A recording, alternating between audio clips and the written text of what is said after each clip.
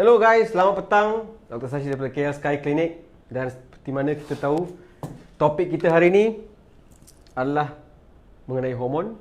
Terutamanya kalau untuk lelaki. Ada yang tanya saya, doktor, hormon badan lelaki ni ada hormon wanita ke tak?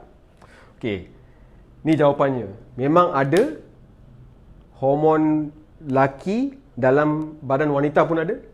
Hormon perempuan dalam badan lelaki pun ada. Secara ringkas, manusia semua ada hormon, apa-apa hormon semuanya ada. Cuma kadar berlainan dengan nisbah yang berlainan. Okay? And one more thing, ada beberapa hormon yang terutamanya kita akan bincang hari ini mengenai estrogen. Tapi ada juga hormon progesteron. Okay? Dan satu lagi, prolaktin. Tapi saya tak nak confusekan you guys hari ni. Kita hanya akan berbincang mengenai estrogen sahaja. Okey, ada beberapa mitos yang berkaitan dengan hormon wanita ni yang saya akan pecahkan hari ni dan bukan betul benda-benda ni betul. Hanya kerana badan seorang lelaki tu mungkin kadar hormon wanita ni tinggi sikit, tak bererti dia akan tukar jadi perempuan. So itu tak betul. Dan dia takkan mula menyukai lelaki lain. Itu pun tak betul. Atau mempunyai apa-apa tabiat-tabiat lain yang berciri-ciri wanita. Itu pun tak betul. Okay? So most of the time, bezanya datang daripada nisbah hormon testosteron kepada estrogen yang betul. So mungkin kalau yang ni tinggi sangat, yang ni rendah, apa yang akan berlaku? Mungkin kebanyakan masalah daripada segi masalah ereksi atau mati pucuk dan kualiti sperma yang kurang. Okay, so ini dua masalah yang paling besar yang mungkin boleh dapat daripada ni. Takkan mula suka laki lain atau takkan dapat ciri-ciri wanita yang boleh dikatakan forever and ever lah. Mungkin boleh dapat benda-benda yang boleh dikaitkan adalah penambahan dari segi saiz badan atau lemak badan, especially mungkin bahagian dada. Mungkin rasa macam ada payudara sikit. Okay, this is one of the effects of increased estrogen. And lemak bawah kulit or subcutaneous fat yang lebih tinggi lagi, atau lemak bukan visceral, lebih senang lagi naik berat badan. So ada beberapa sebab kenapa boleh naik estrogen dalam badan. So itu yang kita nak tengok dulu. Tapi sebelum tu, saya nak bagi tahu kenapa benda macam hormon wanita ni ada dalam badan lelaki. Apa gunanya? Kenapa kalau lelaki perlukan hormon wanita ni? Memang dia ada kepentingan. Okay? First thing, semasa kita remaja,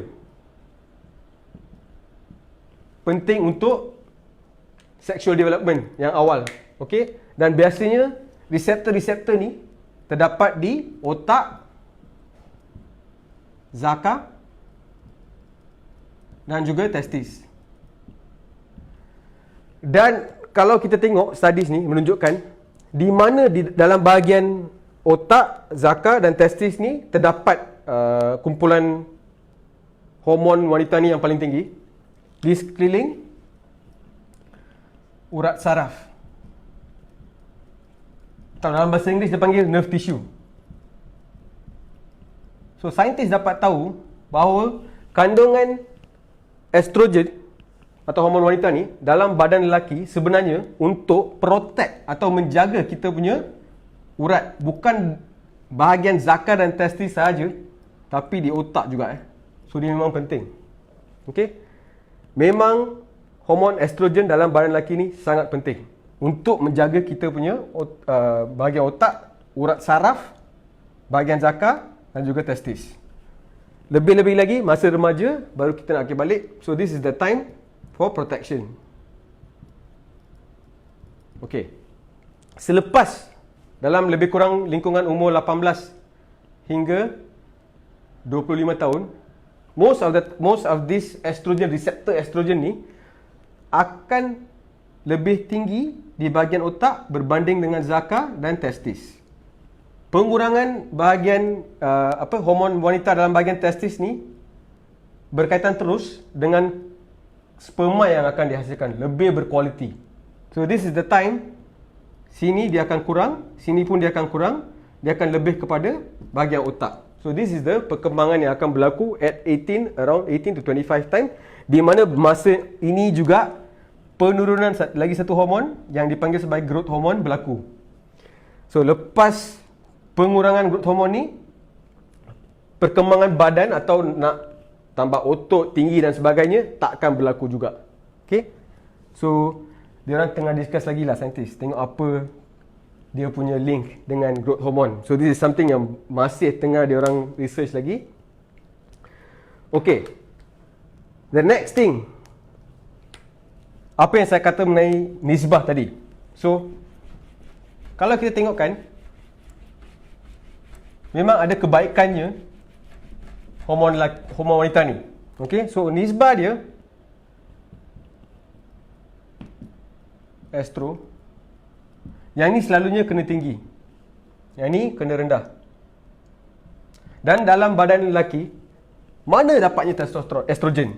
Daripada pecahan testosteron ni, daripada sejenis enzim yang dipanggil sebagai aromatase yang memecahkan testosteron menjadi banyak lagi komponen.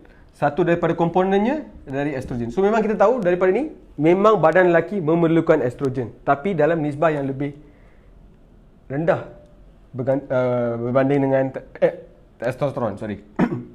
So mungkin dalam 4 to 1 ratio. This is the ratio, tapi tak ada ratio yang betul-betul tetap. So this is one of it. Alright, so kita sudah pun bincangkan apa dia punya efek baik dia. So efek yang tak baik dia,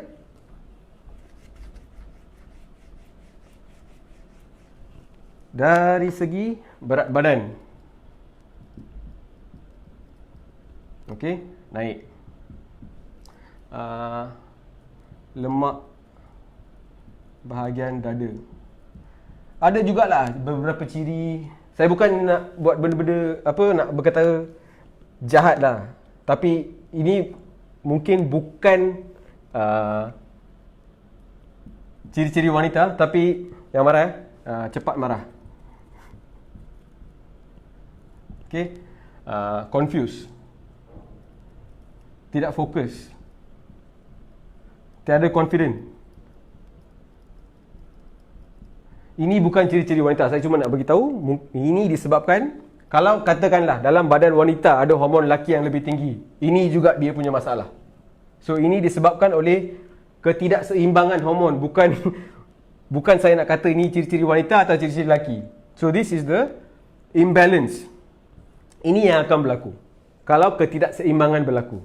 Alright? And kalau nak tahu dari mana dapat estrogen ni, kalau bukan daripada pecahan testosteron atau yang dipanggil sebagai xenoestrogen atau estrogen luaran atau estrogen buatan, dan juga phytoestrogen yang boleh didapati dari beberapa jenis makanan. So kita tengok makanan dulu yang kita dapat phytoestrogen, yang juga menyumbang kepada jumlah estrogen dalam badan lelaki atau wanita. Soya, tempe, tofu, apa lagi? Kalau mereka yang tahu apa seed tu yang dipanggil flaxseed, bijan,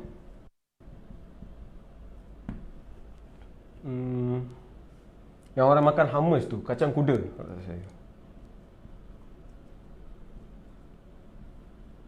Okey, ini antara makanan-makanan yang tinggi kandungan phytoestrogen atau estrogen. Okey, and this is one of the food factor lah, dia boleh panggil food factor. Lagi satu dah lupa, gandum, white flour. Okay, this is the food factors, and ini mungkin menyebabkan penambahan dari segi lemak badan juga, sebab some of this ada juga omega 6. Okay, so this is one of the factors. Dan satu lagi cara yang biasa saya jumpa di klinik lah, biasalah. Ni kebiasaan. Bagi mereka-mereka yang kaki gym, yang makan anabolic steroid, cocok atau makan. Ini lagi satu benda yang boleh menyebabkan, kalau sering kerap digunakan, boleh menyebabkan penambahan estrogen. Dari segi PCT atau dipanggil, bagi mereka-mereka yang tahulah, post cycle therapy, yang makan tamoxifen atau anything else. Sebab masa kita cocok anabolic steroid ni, apa yang berlaku, kita kena cocok testosteron eksternal. Sebab semasa cocok anabolic steroid ni, diorang shut down testis. So testis tidak lagi menghasilkan testosteron. Kita shut down, dan semasa dia orang cocok ni, dia akan cocok testosteron terus kepada badan. Sebab badan kita dah shut down dah tak boleh menghasilkan testosteron lagi. So kita harapkan testosteron daripada luar. So testosteron daripada luar ni, dia nak pecah menjadi estrogen, susah sikit. Ini memerlukan aromatase. Sebab kita dah shut down, dia tak boleh jadi estrogen. So long term, biasanya orang yang buat PCT ni, dia akan letakkan balik cara, atau kita dah shut down testis ni, kita kena restart balik testis ni. Dia akan panggil tamoxifen atau clomid. Dan lepas ni, apa yang akan berlaku? Mungkin sensitivity dia semakin tinggi dan akan dapat penambahan estrogen. So this is one of the other ways that estrogen can easily. And one more thing, biasanya bodybuilder ni boleh nampak, kalau bahagian dada ni nampak macam ada payudara sikit, itu sudah menjadi tanda-tanda ketinggian hormon estrogen dalam badan lelaki. Alright, let's see what are other things. Alright, so dari segi mana kita dapat and all this, the last factor yang saya nak bagi tahu, katakan anda bukan daripada kalangan mereka-mereka ni yang saya ceritakan sekarang. There's one more reason why badan lelaki boleh dapat estrogen yang tinggi. Ingat tak lagi saya kata first tadi tu, untuk menjaga urat saraf dan sebagainya. Biasanya lelaki-lelaki yang ada, diabetes, kencing manis, golongan-golongan ni, most of the times urat saraf mereka dah boleh dikatakan hampir dah macam lumpur dah. So already not working properly. Dia tak fire dengan betul. So untuk menjaga urat saraf ni dan untuk menjaga jantung, estrogen akan naik. Sebab kalau kita tengok balik, bagi golongan wanita-wanita yang berusia daripada 16 tahun sampai 55 tahun, dalam golongan yang subur lagi, pre-menopause lah, belum menopause lagi, untuk mereka-mereka ni, untuk dapat serangan jantung, risiko dia sangat rendah. Very low risk. Disebabkan oleh kandungan estrogen yang tinggi. Estrogen cardioprotective atau menjaga jantung dengan sangat baik. So bagi mereka-mereka lelaki yang mempunyai masalah diabetik, kencing manis dan masalah-masalah metabolik yang lain, most of the time, apa yang biasa kami tengok, estrogen tinggi. And memang studies menunjukkan bahawa kalau jantung, and of course after this is your ED lah, mati pucuk lah, okay, is going to be covered with estrogen. Sebab memang dia ada reseptor-reseptor hormon wanita ni di bahagian ni untuk jaga dia daripada rosak lebih teruk lagi. So this is another way of protecting yourself. Kita kena tahu, kalau katakan kita walaupun muda and your berat badan tinggi-tinggi, one thing that you have to do is jangan sahaja check hormon lelaki, check for your estrogen levels as well. This is one factor yang boleh tengokkan kalau jantung anda overwork, kalau dia perlukan protection yang lebih-lebih, memang estrogen tinggi. Kalau dia punya urat saraf terjejas.